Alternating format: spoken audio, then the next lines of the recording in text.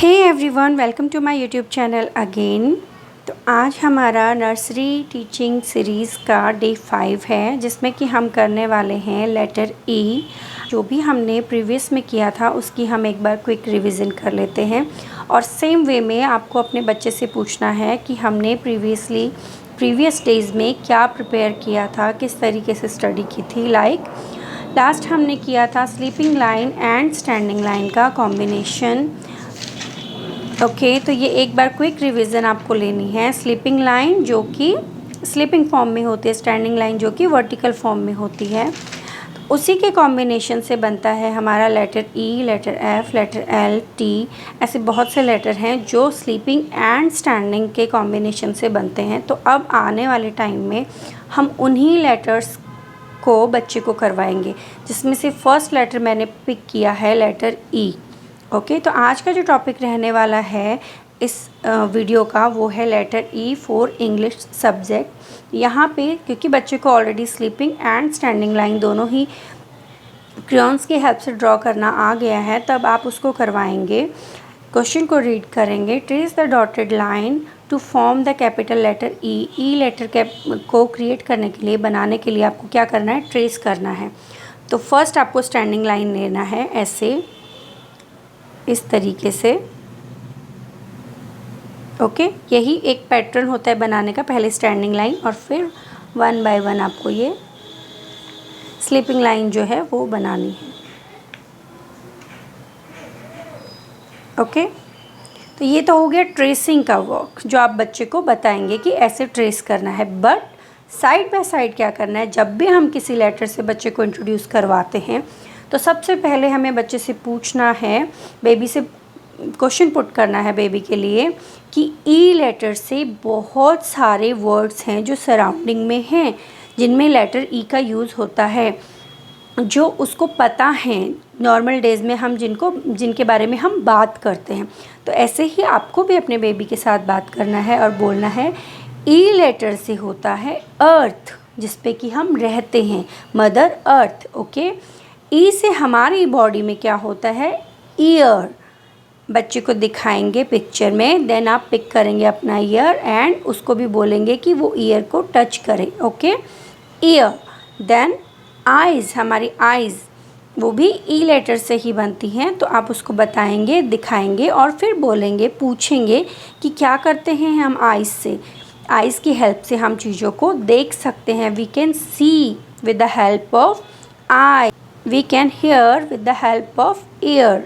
Okay, then envelope. Last हमने बच्चे को इंट्रोड्यूस भी करवाया था स्लीपिंग एंड स्टैंडिंग के टाइम पे ही एनवलप, और वहाँ पे हमने प्रीवियस वीडियो में मैंने अच्छे से बताया था कि एनवलप का यूज़ क्या होता है, किस लिए एनवलप यूज़ किया जाता है। अगर आप देखना चाहते हैं तो ये आप वहाँ पे देख सकते हैं मेरी प्रीवियस वीडियो में, और बच्चे को भी बता सकते हैं कि एनवलप का क्या यूज़ होता था, अभी करंट में हम क्या यूज़ करते हैं। और बच्चे इस आइकन को बहुत सारे हमारे मोबाइल्स में, पीसीज में देखते भी हैं, तो वो आप बच्चों को बताएंगे। देन बच्चों का फेवरेट एग, वो भी ई लेटर से ही बनता है। तो ये इस तरह की चीज़ें आप बच्चे को पिक्टोरियल फॉर्म में दिखाएंगे, ओरिजिनली दिखाएंगे अगर आपके पास हैं अवेलेबल चीज़ें तो, या फिर जब आप उसको पढ़ा रहे हैं तो इन सब चीज़ों को अपने पास अवेलेबल रखिए और बच्चे को दिखाइए, उसे टच करने दीजिए।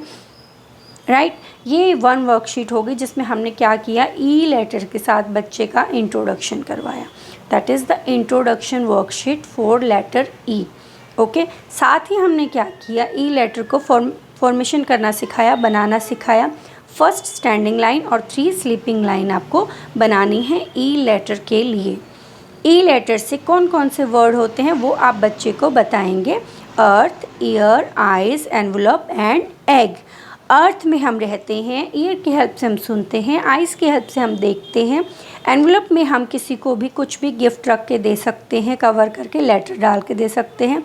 एग जो कि फेवरेट होता है बच्चों का, एग को हम बहुत सारी चीज़ों में यूज़ करते हैं खाने के लिए। ओके, उसके बाद सेकंड वर्कशीट मैंने बनाई है ई लेटर की ट्रेसिंग वर्कशीट, जो कि आप बच्चे को दे सकते हैं। वही सेम स्टैंडिंग लाइन बच्चे को करना है, ऐसे फर्स्ट,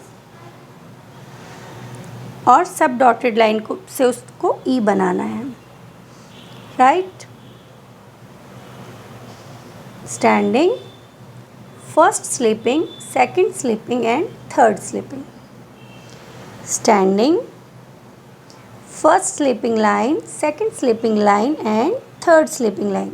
तो ये आप बच्चे को एक ट्रेसिंग की वर्कशीट दे सकते हैं करने के लिए। उसके बाद आती है हमारी थर्ड वर्कशीट, जो कि ई लेटर से ही है और ये एक एक्टिविटी वर्कशीट है, जिसमें हमें क्या करना है कि बच्चे को जस्ट ये बोलना है कि अभी उसको पता चला कि ई लेटर ऐसे फॉर्मेट किया जाता है, ऐसे बनाया जाता है। तो उसका फॉर्मेशन प्रोसेस जो है बच्चे को पता है कि एक स्टैंडिंग लाइन होगी और 3 स्लीपिंग लाइन होगी। तो अब हमें ये देखना है कि क्या बच्चे को रिकॉग्नाइज़ कर पा रहा है वो आपके 1 या 2 बार बताने में। तो उसके लिए मैंने यहाँ पे ये कुछ एग्स बनाए हैं और आपको क्या करना है, बच्चे को बोलना है कि इन एग्स में जो भी हमने अभी प्रीवियसली पढ़ा है कुछ देर पहले, कुछ टाइम पहले, वो ई आपको ढूंढना है और उसको टिक करना है। तो दैट इज़, ये तो उसे पता ही नहीं होगा क्योंकि हम फर्स्ट लेटर आज हमने ई पिक किया है। तो हमें क्या करना है, ई पे टिक करवाना है बच्चे से। उसकी फिंगर एक बार आप रखवाइए, फिर टिक करने को बोलिए और उसको टिक करवाना है, राइट। तो ये 3 वर्कशीट हैं जो इंग्लिश की आज की हैं, जो मैंने आपके साथ शेयर की है। थर्ड वन तो एक्टिविटी वर्कशीट है, ये ट्रेसिंग वर्कशीट है और ये इंट्रोडक्शन वर्कशीट है। Okay, that is introduction worksheet, जिसमें हम अपने बच्चे को ई लेटर से इंट्रोड्यूस करवाएंगे और उससे रिलेटेड वर्ड्स के बारे में बताएंगे। सेकेंड वर्कशीट जो है ट्रेसिंग वर्कशीट है and third one is activity worksheet. जितनी भी वर्कशीट आप यहाँ पे कर रहे हैं, सभी वर्कशीट पहले की वर्कशीट की तरह सिर्फ एक कॉन्सेप्ट को कंप्लीट नहीं कर रही है। यहाँ पे बच्चा इस एक वर्कशीट में 2-3 कॉन्सेप्ट वो सीख रहा है, लर्न कर रहा है। जैसे कि फॉर्मेशन या इंट्रोडक्शन वाली जो वर्कशीट है, यहाँ पे उसने न सिर्फ ई लेटर को बनाना सीखा है बल्कि ई लेटर से रिलेटेड वर्ड्स सीखे हैं एंड उन वर्ड्स का हमारी डेली लाइफ में क्या यूज़ है वो भी उसने यहाँ पे सीखा है। यहाँ की अगर बात करें तो उसकी होल्डिंग इम्प्रूव हुई है ट्रेसिंग की हेल्प से, जो कि आगे उसका हैंड राइटिंग इम्प्रूवमेंट में हेल्प करेगी। और जो एक्टिविटी है ये माइंड डेवलपमेंट के लिए बहुत अच्छी होती है कि आपको सर्च करना है, ढूंढना है। तो एक्टिविटी वर्कशीट हमेशा माइंड डेवलप करने के लिए होती है, मोटर स्किल डेवलप करने के लिए होती है। टिक करना सीखा है उसने, फाइंड आउट करना सीखा है। इस बीच में उसको ये भी दिखा होगा कि ई जैसे दिखने वाले और लेटर भी यहाँ पे लिखे हुए हैं, तो वो एक क्यूरियोसिटी उसके माइंड में आएगी कि ये कौन सा लेटर है, ये क्या लेटर है। और स्लीपिंग और स्टैंडिंग की हेल्प से है तो मैं तो इसको इजीली बना सकता हूँ, राइट। तो ये इंग्लिश की वर्कशीट है आज की डे 5 की। अब बात करते हैं मैथ्स की वर्कशीट की। तो मैथ्स में आज का हमारा जो टॉपिक है वो है tall and short first worksheet, long and short second worksheet. अब आपको ये डिफरेंस जो है बच्चे को बताना होगा। पहले आप बताइए टॉल एंड शॉर्ट के बारे में। तो टॉल एंड शॉर्ट क्या होता है, लाइक ये पेन है और ये क्रेयॉन है।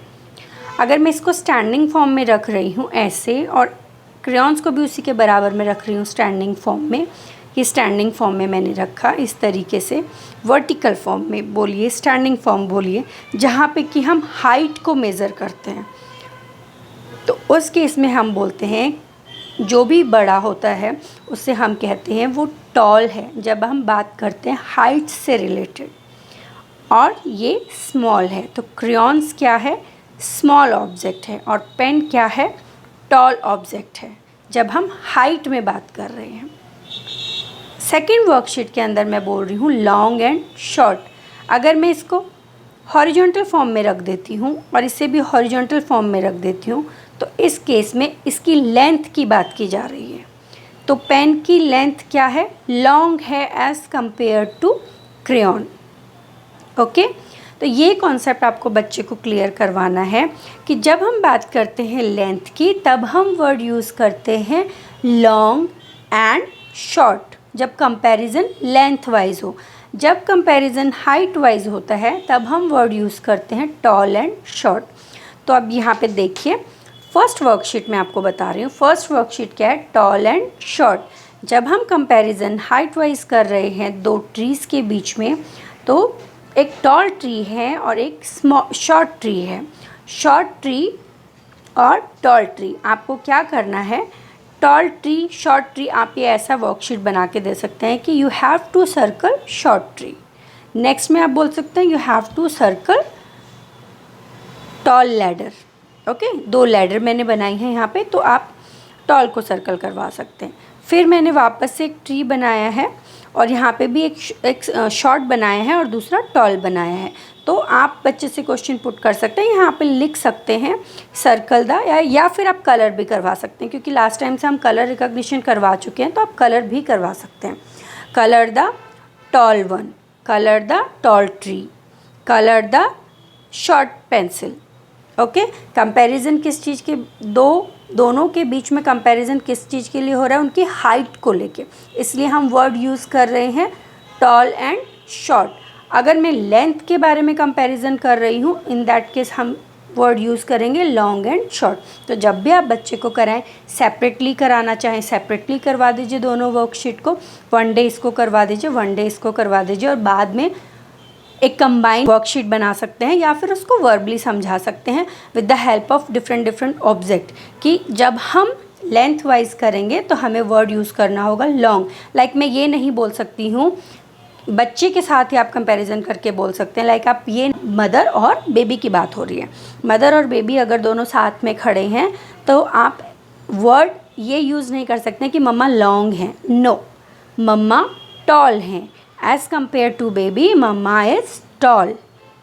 ओके, लेकिन जब क्लोथ्स की बात आती है तो मम्मा के जो क्लोथ्स हैं वो बेबी के क्लोथ्स से लेंदी हैं, लॉन्ग हैं। ओके, ये एग्जाम्पल आप अपने बेबी को दे सकते हैं समझाने के लिए। तो ये हमारी वर्कशीट थी दोनों ही सब्जेक्ट की, इंग्लिश की और मैथ्स की।